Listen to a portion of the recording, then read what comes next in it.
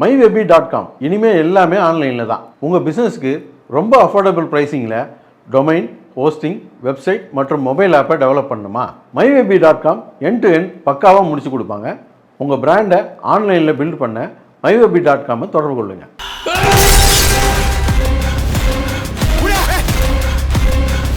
அப்போ இந்த dead body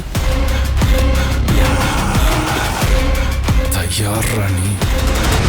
Satish நடிப்பில் த்ரில்லர் படமான சட்டம் என் கையில் செப்டம்பர் 27 முதல் உங்கள் அபிமான திரையரங்குகளில்.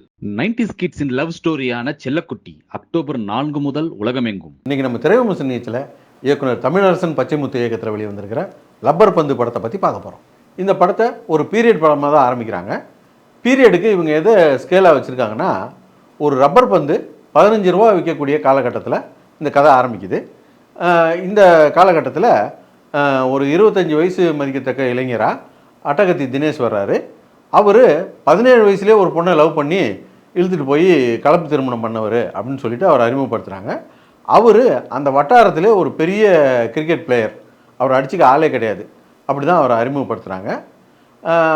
அவர் பெரிய பிளேயராக இருக்கும்போது சின்ன வயசில் இருக்கக்கூடிய ஹீரோ ஹரிஷ் கல்யாண் அவரை பார்க்குறாரு. அவருடைய விளையாட்டெல்லாம் பார்த்து ரசிக்கிறாரு. அவர் நல்ல ஆட்டக்காரராக இருந்தாலும் பேட்டிங்கில் சில தப்பெல்லாம் பண்ணுறாரு. அதை பார்த்து அதுக்கேற்ற மாதிரி போலிங் போட்டால் அவரை தட்டி தூக்கிடலாம் அப்படின்னு அந்த வயசுலேயே ஹீரோ கெஸ் பண்ணுவார்.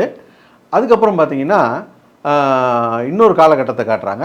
அதுக்கு எதை ஸ்கேலாக சொல்கிறாங்கன்னா, லப்பர் பந்து 35 ரூபா விற்கக்கூடிய காலகட்டம் அப்படின்னு சொல்லிட்டு இப்போ இருக்கிற காலகட்டத்தை காட்டுறாங்க.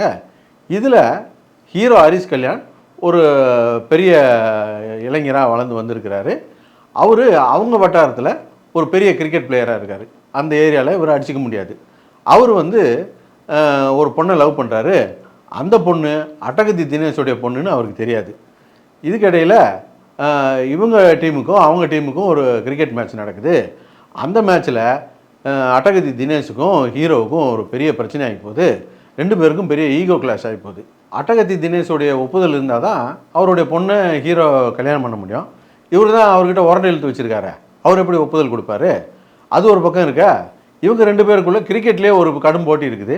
அந்த கிரிக்கெட் போட்டியில் யார் ஜெயிச்சா, அட்டகத்தி தினேஷ் இந்த ஒப்புதலை கொடுத்தாரா இல்லையா அப்படிங்கிறத இந்த படத்துடைய கதை. படம் ஆரம்பிக்கும் போது நல்லா ஆரம்பிச்சுது.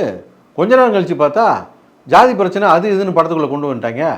ஆஹா, இன்னும் கொஞ்சம் நேரத்தில் 2 ஜாதிக்காரனையும் கொம்பை சீவி விட்டு ஆளுக்கு ஒரு அருவாளை கையில் கொடுத்து படம் பூரா வெட்டு குத்துன்னு ரத்த கலரி ஆக்க போகிறானுங்க, மண்டை வெளிக்க போகுது அப்படின்னு நினச்சி உட்காந்துருந்தா அதை அப்படியே தூக்கி ஓரமாக வச்சுட்டு படத்தில் நல்ல ஒரு ஃபேமிலி சப்ஜெக்டாகவும் நல்ல கொஞ்சம் லவ் சீனும் அப்புறம் நல்ல இன்ட்ரெஸ்டிங்காக பார்க்கக்கூடிய அளவுக்கு ஒரு கிரிக்கெட் சீனையும் நல்ல 2 ஹீரோவுக்கும் இன்னொரு ஹீரோவுக்கும் உண்டான மோதலை ரொம்ப அழகாக அடுத்த என்ன அப்படின்ற மாதிரி கொண்டு போயிருந்தாங்க. இந்த ஜாதி பிரச்சனையெல்லாம் கொண்டு வராமல் ஜாதிய சமத்துவத்தை பேசுகிற மாதிரி அதையும் கூட ஒரு பாடமாக எடுக்காமல் ஒரு ரசிக்கும்படியான ஒரு நல்ல படமாக கொடுத்துருந்தாங்க. படம் முழுக்க 2 கிரிக்கெட் பிளேயருக்கு உண்டான ஈகோ கிளாஷு அப்படின்னு சொல்லி அதை மட்டும் படமாக பண்ணாமல் அவங்க குடும்ப பிரச்சனை, பொண்ணுடைய லவ் பிரச்சனை இதையெல்லாம் சேர்த்து சொன்னது படத்தை ரொம்ப இன்ட்ரெஸ்ட் பண்ணிச்சு.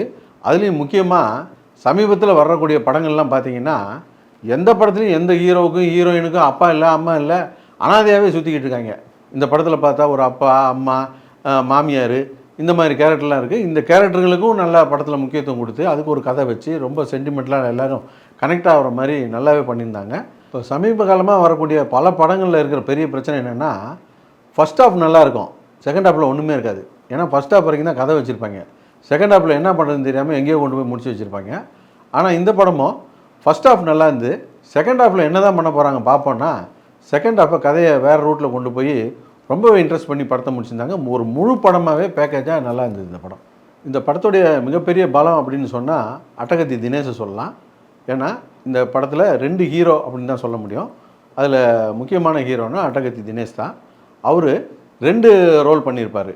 ஒரு 25 வயசு இளைஞனாகவும் அப்புறம் ஒரு மிடில் ஏஜில் ஒரு ஃபேமிலி மேனாகவும் 2 கேரக்டருமே நல்லா பொருந்திருந்தார். அதுவும் அந்த ஃபேமிலி மேன் கேரக்டருக்குலாம் ரொம்ப அற்புதமாக பொருந்திருந்தார், நல்லாவே நடிச்சிருந்தார்.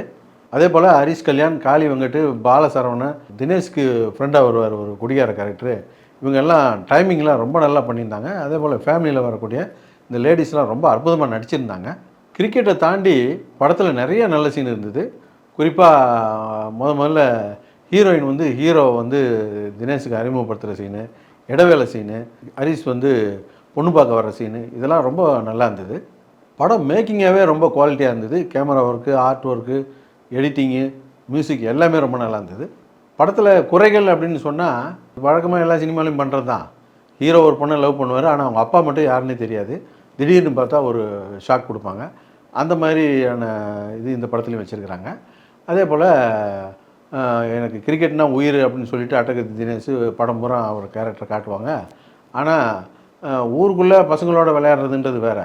2 ஊருக்கு மேட்ச்ன்னும் போது அந்த இடத்துலையும் வந்து அவர் லுங்கி கட்டிட்டு தான் வந்து மேட்ச் விளையாண்டுக்கிட்டு இருப்பார்.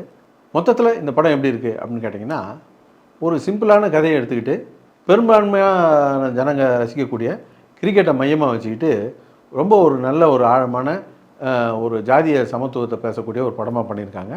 ஜாதியை வச்சு கல்லா கட்டிக்கிட்டு இருக்க இந்த காலகட்டத்தில் ஜாதிய சமத்துவத்தை பாடமாக எடுக்காமல் ஒரு இன்ட்ரெஸ்டிங்கான படமாகவே கொடுத்துருக்குறாங்க. அதுலேயும் குறிப்பாக இந்த படத்தை இளைஞர்கள் மட்டும் இல்லாமல் குடும்பத்தோடு பார்க்குற மாதிரியான ஒரு படமாகவும் கொடுத்துருக்காங்க. வாய்ப்பு இருந்தால் இந்த படத்தை குடும்பத்தோடு பாருங்கள். brought to you by சட்டம் என் கையில், செல்லக்குட்டி and my YP.